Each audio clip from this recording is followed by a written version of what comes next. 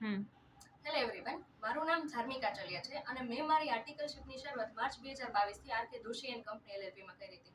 જો મારી વાત જણાવું ને તો મારું જ્યારે ઇન્ટરનું રિઝલ્ટ આવ્યું હતું ને ત્યારથી જ મેં નક્કી કર્યું હતું આર્ટિકલશિપ તો આરકે દોશીમાંથી જ કરીશ અને એના માટે મેં મારું સૌથી પહેલું interview B RK Doshi and company એલએલપીમાં આપ્યું હતું અને એમાં હું લખેલી સિલેક્ટ બી થઈ ગઈ. તો એના માટે હું આરકે દોશી એન્ડ કંપની એલએલપીની ખૂબ ખૂબ આભારી છું કે જેમને મને આર્ટિકલશિપ કરવા માટેનો એક ચાન્સ આપ્યો છે. જો હું મારા વર્ક એક્સપોઝરની વાત કરું તો મેં અહીં ઇન્કમટેક્સ રિટર્નમાં વર્ક કરેલું છે.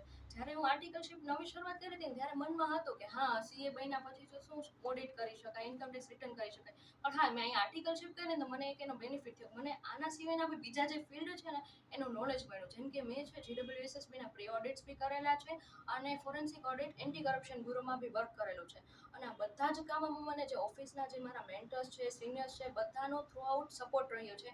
જ્યારે બી કંઈ જરૂર પડી છે ને ત્યારે મને પૂરેપૂરું ગાઈડન્સ બી મળી રહ્યું છે. અને કંઈની સારી વાત કહું ને તો જો કોઈ નવા આર્ટિકલ આવે ને તો એને ઓબ્વિયસલી એ ટ્રેનિંગ તો આપવી જ પડે. તો અહીં એક બીટીએસ રૂમની વ્યવસ્થા કરવામાં આવી છે જેમાં કોઈ નવા આર્ટિકલ આવે ને એમને ટ્રેનિંગ આપવામાં આવે અને પ્રોપર મેનરમાં ટ્રેનિંગ આપવામાં આવે જેની મિનિટ્સ બી મેન્ટેન થતી હોય એટલે ઇન ફ્યુચરે જો તમારે રેકોર્ડ્સની જરૂર પડે તો તમને મળી શકે આસાનીથી. અને જો એના સિવાય વાત કરું તો તમારે કોઈ એક ઇન ફ્યુચર જો સારા કોર્પોરેટમાં જવું હોય ને તો એની શરૂઆત કરવી ને તો મારું સજેશન છે કે જો તમે આરકે દોશી એન્ડ કંપની એલએલપીમાં જોઈન કરશો ને તો તમને બેસ્ટ કોર્પોરેટ લાઈફ જોવા મળશે.